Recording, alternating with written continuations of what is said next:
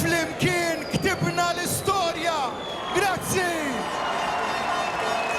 Kien b'din il-frażi li l-Prim Ministru mexxej Laburista Robert Abela beda l-indirizz tiegħu lil folla li nġabret biex tilqgħu quddiem iċ-Ċentru Nazzjonali Laburista fil-Ħamrun, mumenti wara li sar magħruf li l-Partit Laburista rebaħ l-elezzjoni ġenerali.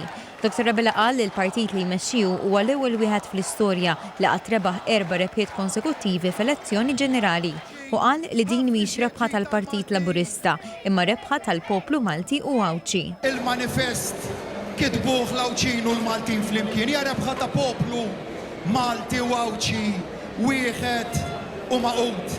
Il-manifest int Malta kien il-prodott ta' tant xhur ta' ħidma magħkom.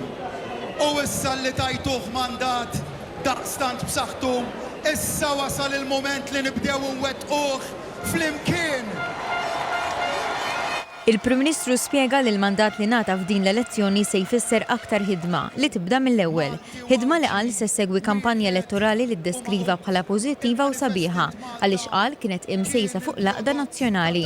Qal li bl-istess mod il-kampanja kienet ikkaratterizzata minn sens ta' gburija bl-identità Maltija u qal li dan huwa l-valur li jrid li jmexxi lill-Gvern għat-twettiq tal-manifest. Ejja ħanaħdmu bis-saħħa f'sens ta' ħalli nibqgħu nwettqu ħafna iżjed ġid tal-Awċin, ħafna iżjed ġid tal-Maltin, għaliex int Malta